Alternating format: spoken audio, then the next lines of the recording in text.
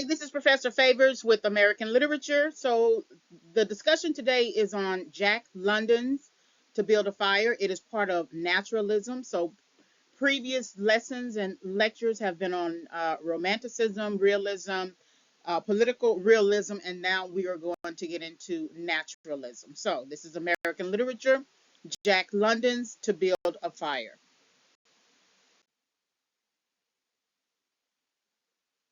This discussion is subject to fair use. All right, so Jack London, 1876 to 1916. Let us be very humble, Jack London once wrote to no less a reader than American President Teddy Roosevelt. We who are so very human are very animal. Committed to producing 1,000 words a day, London authored before his death at the age of 40 over 400 works of nonfiction, 20 novels, and almost 200 short stories in numerous genres ranging from journalistic, social criticism to juvenile adventure, dystopian, and science fiction. As a teenager in Oakland, California, London was a voracious reader but received only a sporadic and mostly informal education. Throughout his youth, he supported his family by working in mills and canneries, upon sailing boats, and even as an oyster pirate. Before he was 22, he had spent time in jail for vagrancy, lectured publicly on socialism, attended one semester at the University of California, and ventured to the Canadian Yukon in search of gold. So, about the fire, about to build a fire, which was published in 1908. A literary naturalist, London is arguably best known today for his stories about dogs, most notably the novels Call of the Wild and White Fang, and the story included here, To Build a Fire. To Build a Fire is an excellent example of literary naturalism, for its plot centers around a man's struggle for survival. Interestingly, London published an earlier draft of this same story in 1902 in the Juvenile Youth magazine, in which he gave his protagonist a name, Tom Vincent, and set him out alone in the Yukon without a dog. However, in the revised and much more famous version of the story you read here, London does not name the man, but instead has given him a dog. As man and dog journey together on a frozen trail, London shows how heredity and environment are just as much a part of the human condition as culture and individual character. So we still have some of the same historical implications. We haven't really moved beyond the Spanish American War, as well as the women's right to vote for the 19th Amendment. So, 1816 again is American Colonization Society, which proposed to free slaves and send them back to Africa to stop slavery, which was considered the pre abolitionist movement. We also have 1819, the Panic of 1819. It's the first peacetime financial crisis in the United States. Thomas Jefferson founds the University of Virginia. We also have Maine and Missouri becoming states, Florida becoming a U.S. territory. The Missouri Compromise of 1820 allowed the state to become a slave state. Thomas Jefferson and John Adams die on the same date in 1826. Andrew Jackson becomes president, 1829. Then we have this push for the anti-slavery sentiment, which really begins the abolitionist movement, Nat Turner's revolt, and then slavery debates at Lane Theological Seminary. Oberlin College becomes or begins to enroll female students. Florida, Texas become states. Mexican American War begins in 1846. The Fugitive Slave Act, 1793, which was enacted, the first enacted one, um, which is considered the year that it was enacted, but the slave acts for refugee slaves date as far as back as 1643. Dred Scott versus Sanford decision, which concludes that slaves and blacks descended from slaves were not American citizens and could not sue. American Civil War, of course, 1861 to 1865. Emancipation Proclamation, 1863. And then we have the Reconstruction period, and of course, assassination of President Abraham Lincoln in 1865. Then we have further amendments that result from the American Civil War. So your 13th Amendment, which abolishes slavery, your 14th Amendment, which grants citizenship and equal protection under the law. Then the 15th Amendment gave black men the right to vote. And that's implied here because the amendment was essentially no racial discrimination in voting. And then, of course, abolitionist movement ends around 1870. The industrial revolutions, 1865 to 1913. And then we have the women's suffrage, the National American Women's Suffrage Association founding, 1890. Spanish American War ended Spain's colonial empire in the Western Hemisphere. And then we have the 19th Amendment, which gives women's right to vote, passed by Congress 1919 and ratified 1920. And that's very important to note because, again, even though there was this push for to abolish slavery, and women were not necessarily slaves other than black women, they still did not get the right to vote until 1920. All right, so let's recap the Spanish American War, 1898. Even though Jack London's To Build a Fire does not necessarily reference the Spanish American War within the literary work, there is some aspect of its influence. So let's recap it um, just to gain some insight. So on April 11, 1898, President William McKinley requested authorization from Congress to do the following: put an end to the fighting in Cuba between the rebels and the Spanish forces, establish a stable government, maintain order, ensure the peace and tranquility and security of Cuban and U.S. citizens on the island. These goals led to Congress passing a joint resolution on April 20th, 1898, to do the following: acknowledge Cuban independence, demand the Spanish government give up control of the island, forswear any intention on the part of the U.S. to annex Cuba, and then authorize McKinley to use military means to guarantee Cuba's independence.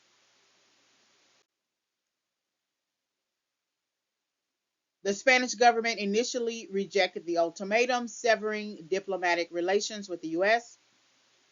McKinley responded with a naval blockade of Cuba on April 22nd, issuing a call for 125 military volunteers.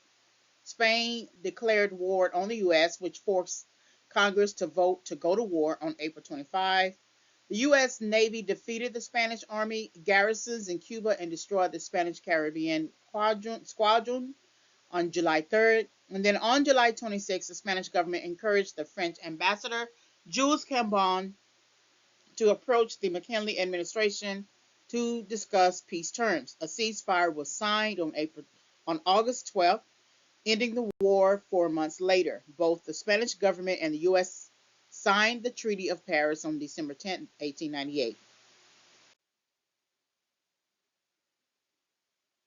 And then lastly, Cuba received independence. Spain ceded control of Guam and Puerto Rico to the U.S. Spain sold the Philippines to the United States for 20 million. The U.S. ratified the treaty on February 6, 1899.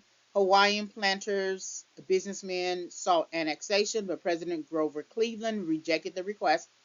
On appeal to consider Hawaii as vital to the U.S. economy, served as a strategic base to protect U.S. interests in Asia, and to prevent other nations from taking over the islands, Hawaii instead became a U.S. territory August 12, 1898. So these are some of the events that represent the historical context for To Build a Fire. Doesn't necessarily mean that the literary work refers to the war, but you'll see in the art, the character, the man who is walking on the Yukon Trail, some independence in the way that he thinks. Let's also recap Realism, 1870 to 1910, because um, realism still has some sort of aspect within these literary works. It's just that at the beginning of Jack London's work, we are focused more on naturalism. So realism is defined as the representation and depiction of objects, actions, and social conditions as they are versus idealization. There's an emphasis on everyday familiar experiences. Realism is influenced by the American Civil War. Then realistic writers tend to depict the way the world is and was at a particular time in history, emphasizing the experiences of middle class and working class locales, regions. And then realistic writing tends to focus on the human cost of the American Civil War. So as you read the literary work, you are getting some of the sentiment through characterization, dialogue, narrative, storytelling, and then the story world about how much of an impact the American Civil War has had at that time. Reviewing the differences. So again, romantic writing focuses on the fantastical, the adventurous, the heroic.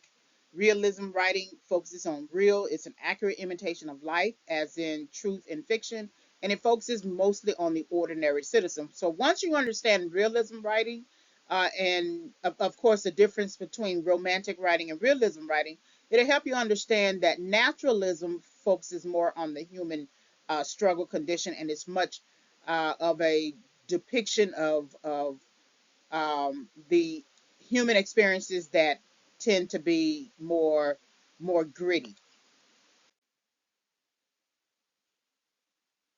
So introducing naturalism overview, the grittier the better.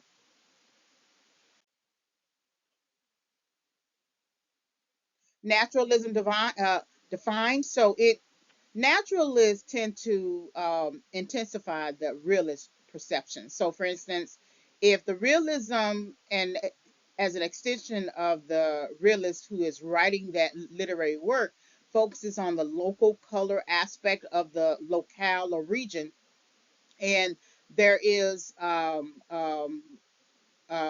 tendency to present the information through the lens of an outsider, how that outsider tends to perceive the other characters in the actual work. But realists tend to kind of write with some sort of sentiment, nostalgia, not giving you really how that character thinks.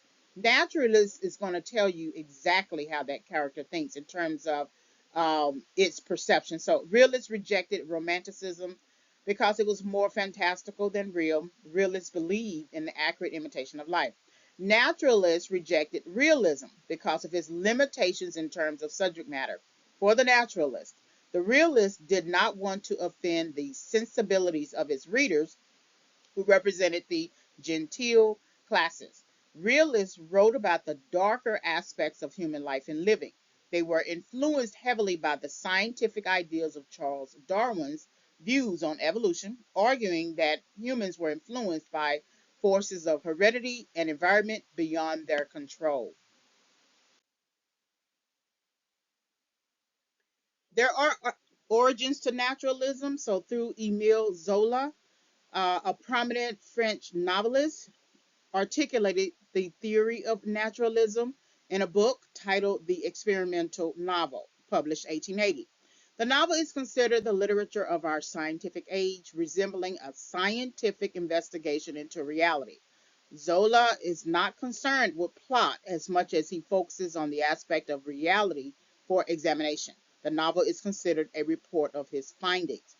His views and those of literary authors who support naturalism believe that they represent an accurate picture of life than suggested by realism, which is truth in fiction. The naturalist author explores taboo topics such as prostitution, alcoholism, domestic violence, violent deaths, crime, madness, and degeneration. So that's your differences between realism and naturalism. For an extended discussion, let's look at your Darwinian implications for naturalism. So, naturalism derives from a philosophical thesis from which Emile Zola developed the ideals in his novel. The thesis, a product of post Darwinian biology in the mid 19th century, held that a human being belongs entirely in the order of nature and does not have a soul or any other mode of participation in a religious or spiritual world beyond nature. That such a being is therefore merely a higher order animal whose character and fortunes are determined by two kinds of forces, heredity and environment. A person inherits personal traits and compulsive instincts, especially hunger, the accumulative drive, and sex, and is then subject to the social and economic forces in the family, the class, and the milieu into which that person is born. Essentially, the human being is an upright animal, as further explored in Frank Norris's work, A Plea for Romantic Fiction.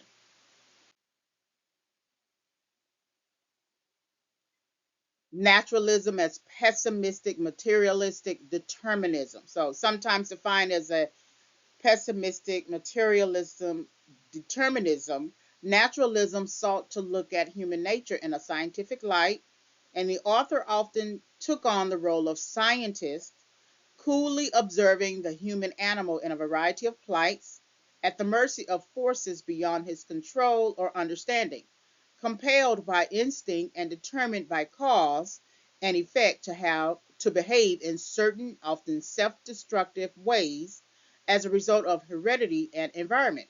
In such works, the plot plays out on the material evolutionary plane, where a benevolent deity or any supernatural form is absent, and idealistic concepts such as justice, liberty, innate goodness, morality are shown as illusions, as simple fabrications of the human animal trying to elevate himself above the other animals. In the naturalistic works, nature is depicted as indifferent, sometimes even hostile to humans, and humans are often depicted as small, insignificant, nameless losers in battles against an all powerful nature, often trapped by circumstances, unable to summon the will to change their determined outcome. Characters rarely exhibit free will at all and are victims of their own vices, weaknesses, hereditary traits, and grim social or natural environments.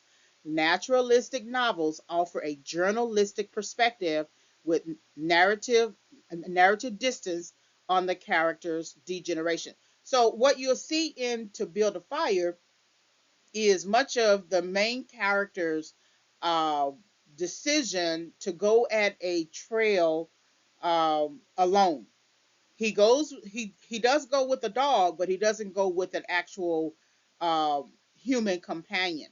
And so even though he doesn't go with a human companion, the naturalist literary writer is suggesting that nature nature is depicted as indifferent.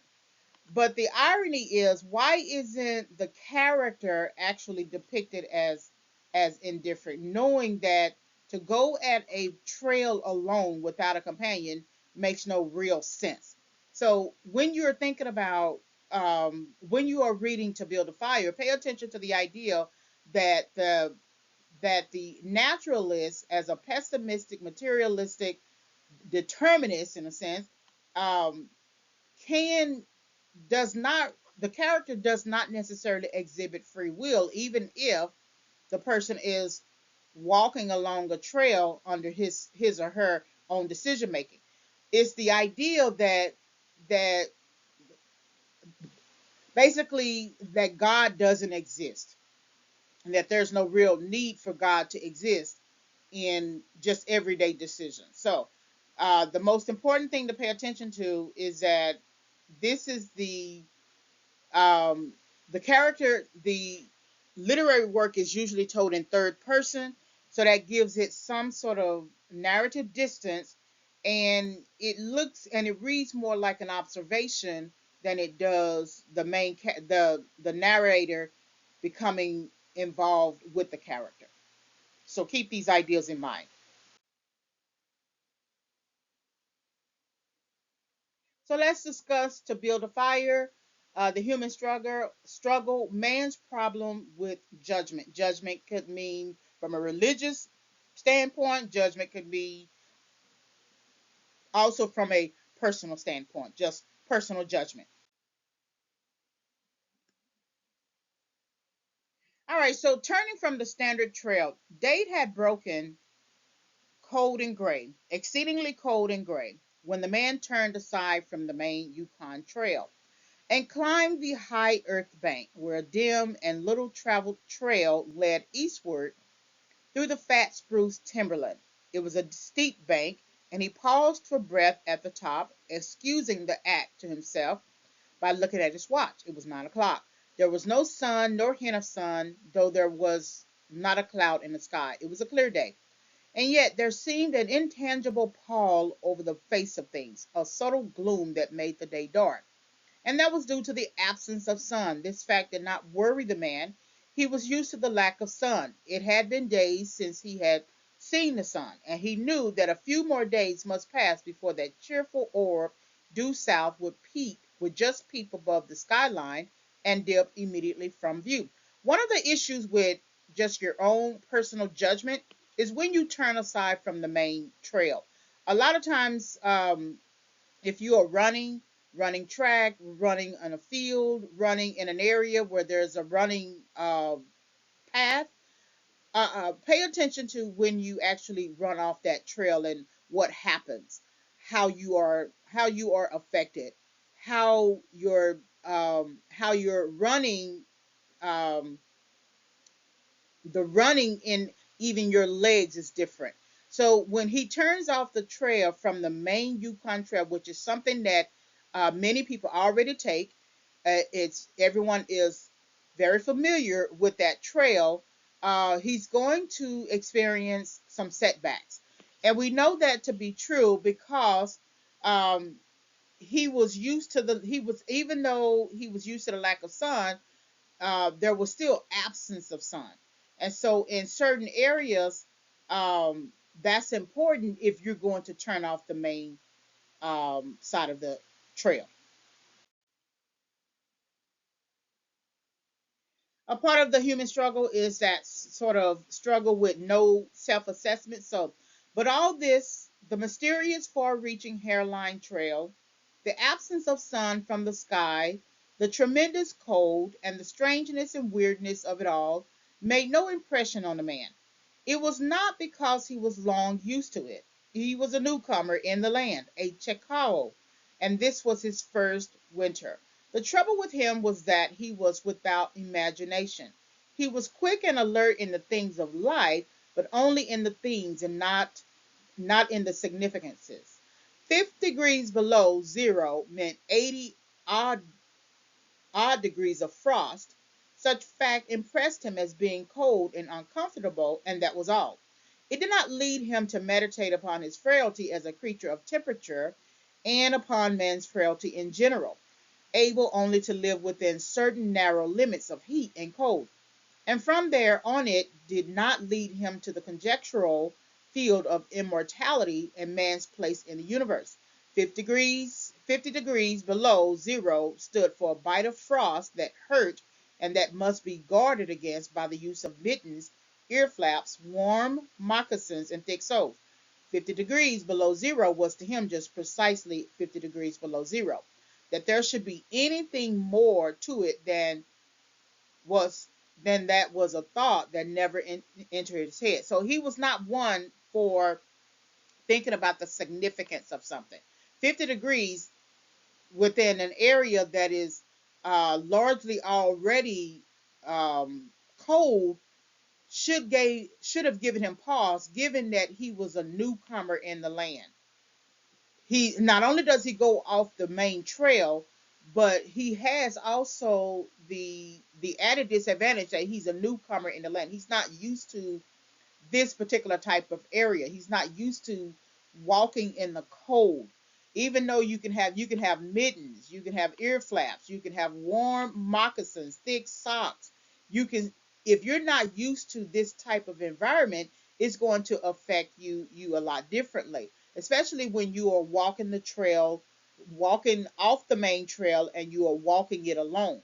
So he may have been quick and alert in the things of life, but he didn't care about the significance of some of the decisions that he was making at this time.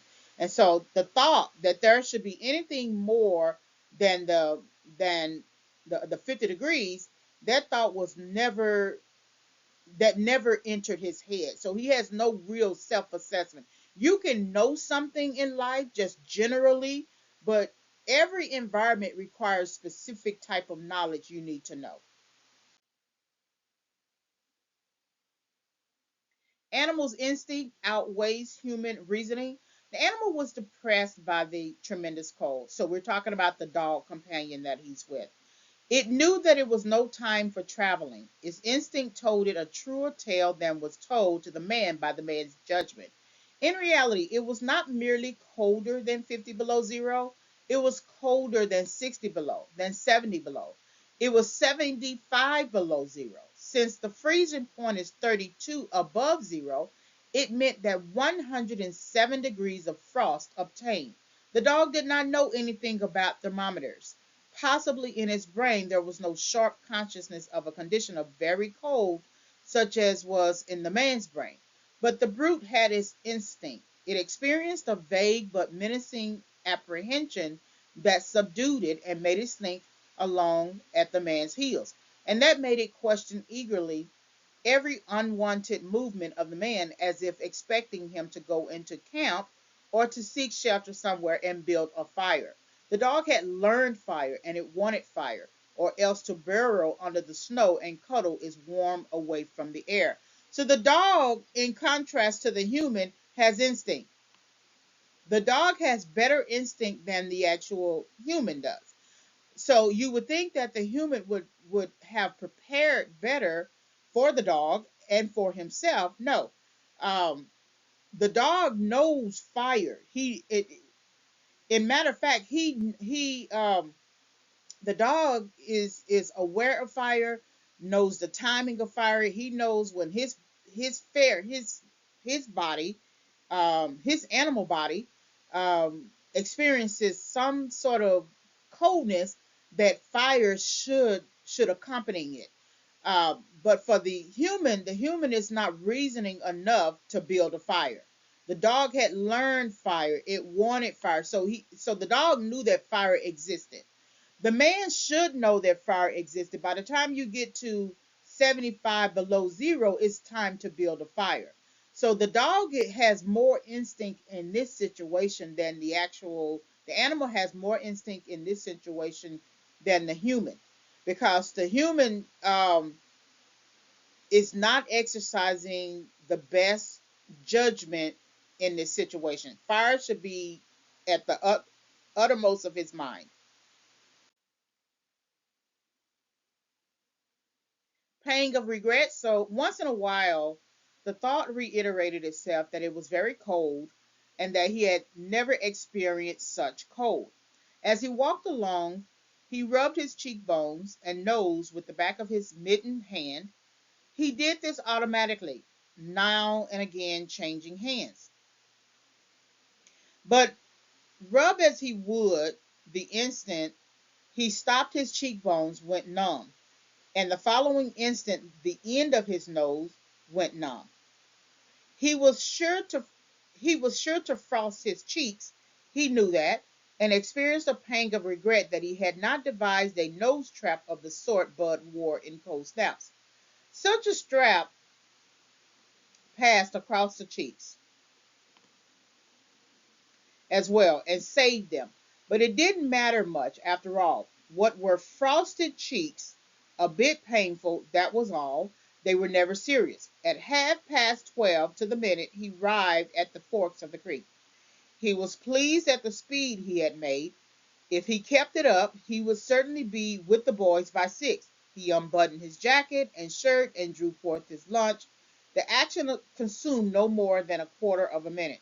Yet in that brief moment the numbness laid hold of the exposed fingers. He had forgotten to build a fire and thaw out. He chuckled at his foolishness, and as he chuckled, he noted the numbness creeping into the exposed fingers. That man from Sulphur Creek had spoken the truth when telling how cold it sometimes got in the country, and he had laughed at him at the time. That showed one must not be too sure of things. So with this particular character, uh, he has never ever experienced this type of cold. And the problem is that if you look at the beginning, that he had never experienced this type of cold, and that one must not be too sure of things. So again, you can know certain things about cold. There's a cold that you experience in the north. There's a cold you experience in the south. There's a cold you experience in the west and the east, and then there's definitely a different cold that you experience in the Midwest.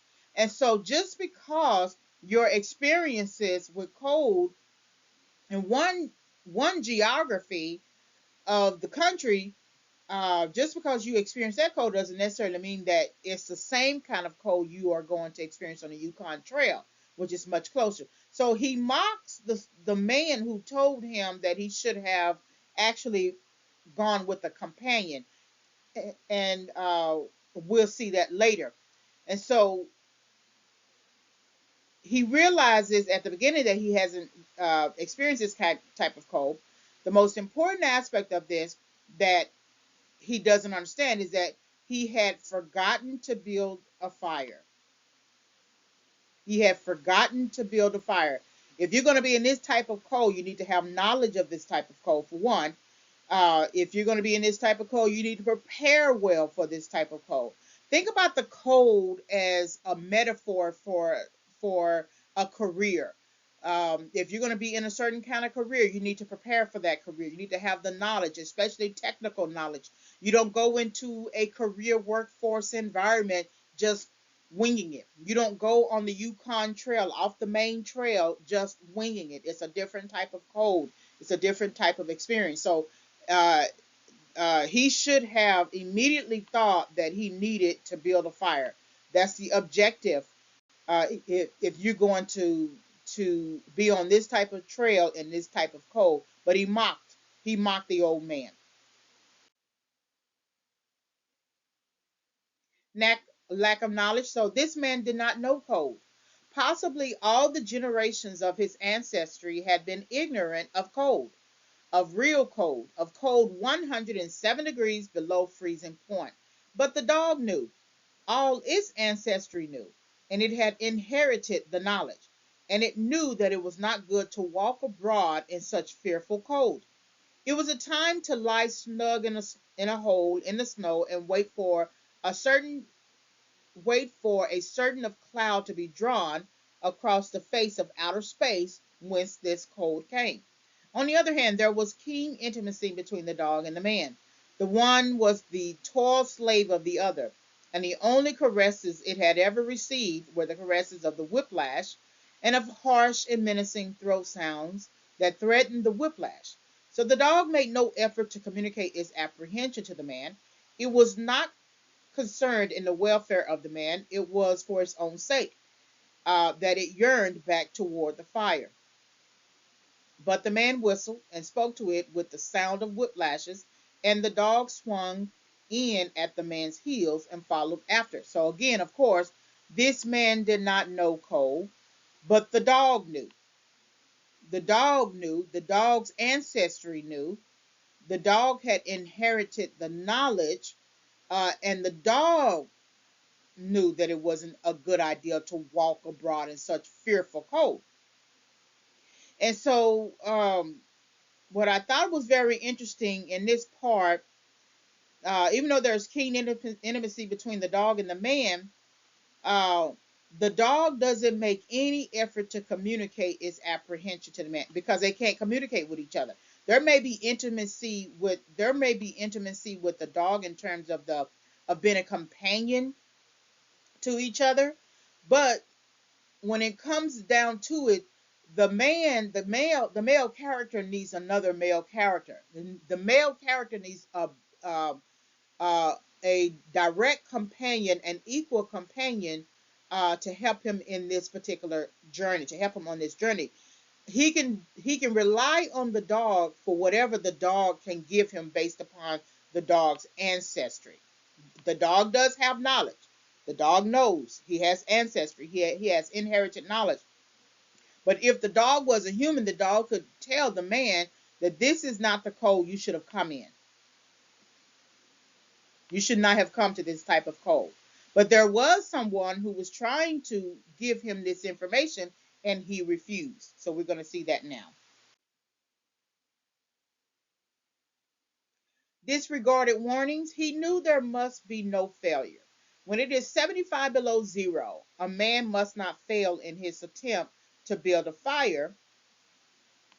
That is, if his feet are wet. If his feet are dry and he fails, he can run along the trail for half a mile and restore his circulation. But the circulation of wet and freezing feet cannot be restored by running when it is 75 below. No matter how fast he runs, the wet feet will freeze the harder. All this the man knew. The old timer on Sulphur Creek had told him about it the previous fall, and now he was appreciating the advice. Already all sensation had gone out of his feet.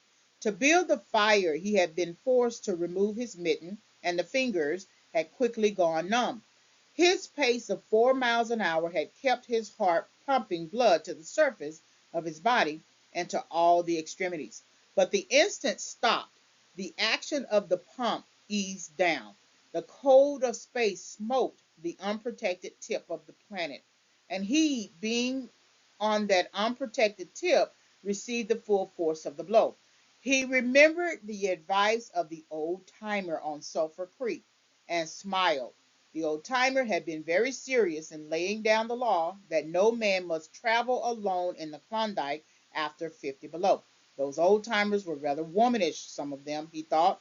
All a man had to do was to keep his head, and he was all right. Any man who was a man could travel alone, but it was surprising the rapidity with which his cheeks and nose were freezing. So even though the man has received warnings about not traveling that particular area alone, we have here he's now appreciating advice not because he finds it helpful, but because he knows the man the man's words are confirming what he's feeling, that he's feeling the effects of not being completely prepared for the journey. But even though he acknowledges the old timer had been very serious in laying down the law and that no man must travel alone in the Klondike after 50 below, here there is a bit of a mockery that he makes from here. You can see that he appreciates what he says in the bold, but now he's going to mock him. He calls him womanish, um, and then he says, "Yeah, okay, I get that you told me that I should have not traveled by myself, but all a man had to do was keep his head. He was all right. All he had to do is just keep the journey. Uh, and any man who was a man could travel alone. So now he puts it on a man level. He is in contrast to womanish, and he said, and so that means on some level he is accusing the old man of being womanish. The old timers were rather womanish, so they're too woman like. They wouldn't be able to walk the trail off the main trail after 50 below. But as a man, I could travel alone. I'm fine with it. So I don't know what he's talking about. Even though it's just confirmed here that traveling alone has its disadvantages. He still is not willing to accept the warning. So here's the consequence of warnings. But before he could cut the strings, it happened. It was his own fault, or rather his mistake. He should not have built the fire under the spruce tree. He should have built it in the open. But it had been easier to pull the twigs from the brush and dropped them directly on the fire. Now the tree under which he had done this carried a weight of snow on its boughs. This fell on the boughs beneath, capsizing them. This process continued, spreading out and involving the whole tree. It grew like an avalanche, and it descended without warning upon the man and the fire was blotted out. The man was shocked. It was as though he had just heard his own sentence of death. For a moment he sat and stared at the spot where the fire had been. Then he grew very calm. Perhaps the old timer on Sulphur Creek was right. If he had only had a trail mate, he would have been in no danger now. The trail mate could have built the fire. Well, it was up to him to build the fire over again, and this second time there must be no failure. Even if he succeeded, he would most likely lose some toes. His feet must be badly frozen by now, and there would be some time before the second fire was ready. So now he confirms. Perhaps the old timer was right. If he had only had a trail mate, he would have been in no danger. The trail mate could have built the fire. However, I don't believe he believes still that the warning was. I don't believe he really believes that. I think he's giving lip service. As you see, some people, anytime you're trying to talk to somebody and give them a warning, right, and they are nodding their head and say, "Okay, okay, I got it," right. I don't think they really have it, or I think they don't choose to get it. They're just being performative. In this way, he's being performative. He knows he's right. He knows he should have gotten a trail mate, but he said, "Well, it's up to him to build the fire over again." And this second time, there must be no failure. So I don't think he spends enough time really understanding the consequence of his warning. But of course, once you are in the situation, you don't have that much time, because he most likely lost some toes. He most likely is his feet are frozen by now, and that's what happens when you don't adhere appreciate warnings, because by the time you are in the situation, you can't really turn back. You can't really turn back the hands of time. And the consequences that you get are the consequences that you get.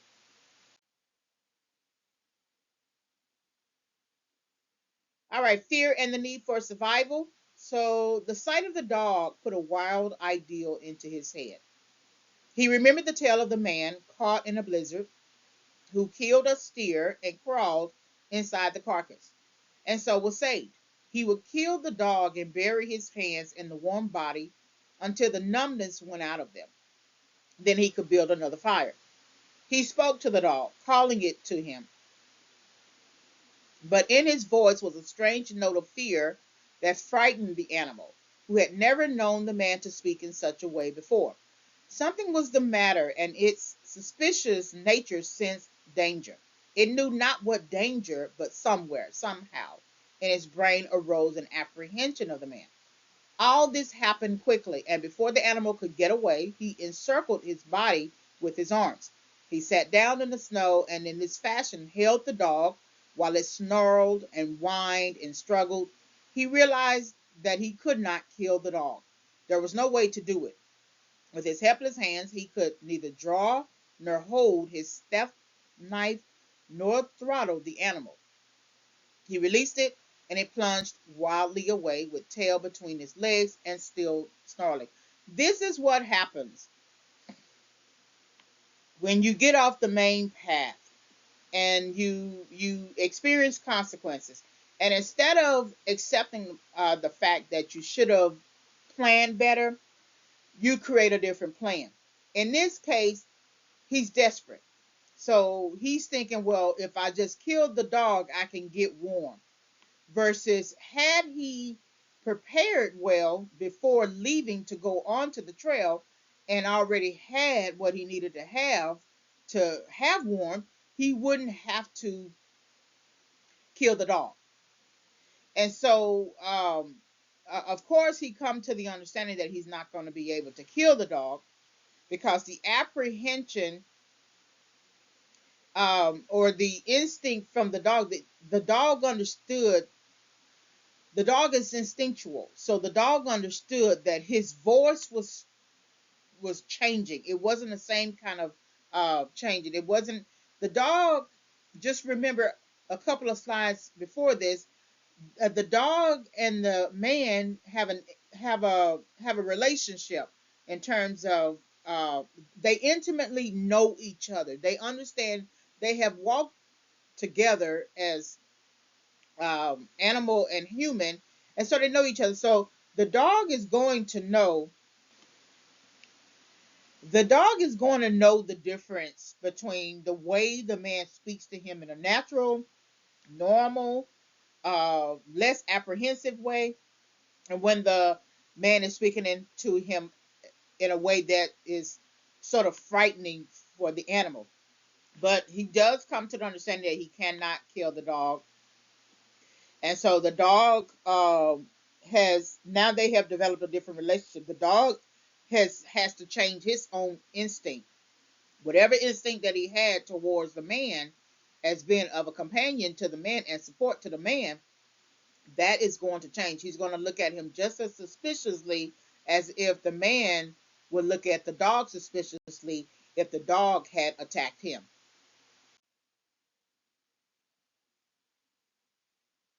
All right, so chasing death, well, he was bound to freeze anyway, and he might as well take it decently. With this newfound peace of mind came the first glimmerings of drowsiness. A good idea, he thought, to sleep off to death. It was like taking an anesthetic. Freezing was not so bad as people thought. There were lots worse ways to die. You were right, old hoss, you were right, the man mumbled to the old timer of Sulphur Creek. Then the man drowsed off into what seemed to him the most comfortable and satisfying sleep he had ever known. The dog sat facing him and waiting. Later the dog whined loudly, and still later it crept close to the man and caught the scent of death. This made the animal bristle and back away.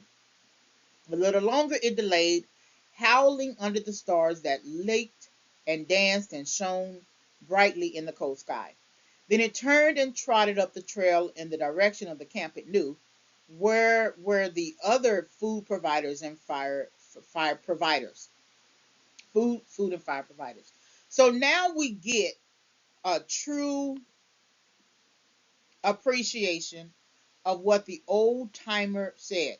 We know that to be true because the character doesn't add a but. He doesn't say, yeah, he was right, but he doesn't do that. You know why? Because because he has to sleep off to death. He's out of time. So he don't have the opportunity anymore to debate with the old timer, or to debate with the rules of life, or to debate with the consequences of life, or to debate with what he should have done. Life, he's sleeping off to death, and the companion that he's with doesn't have time to.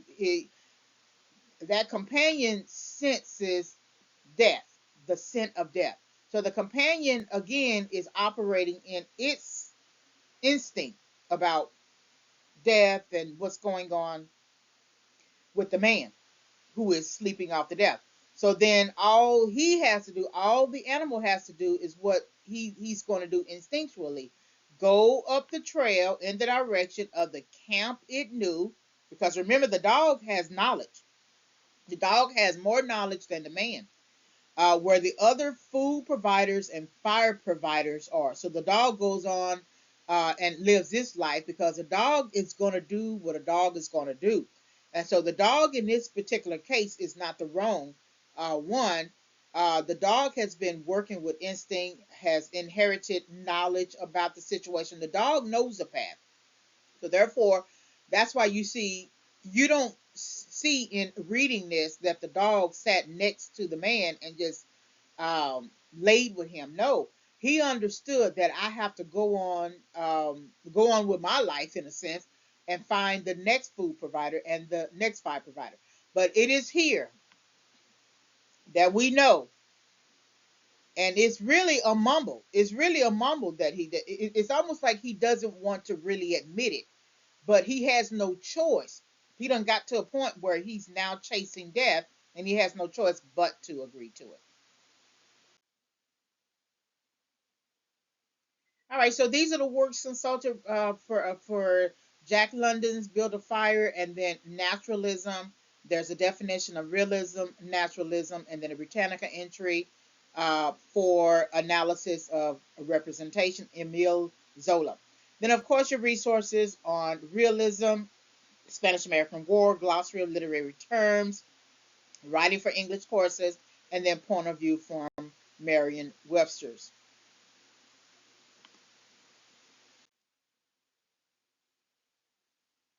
Lastly, this is Jack London resources. So there is a Britannica entry for Jack London, American author. There's a biography for him as well.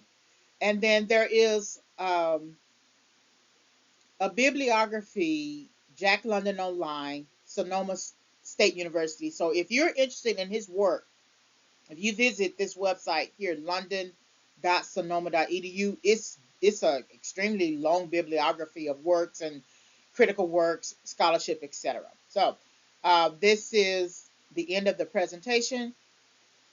Thank you very much for listening.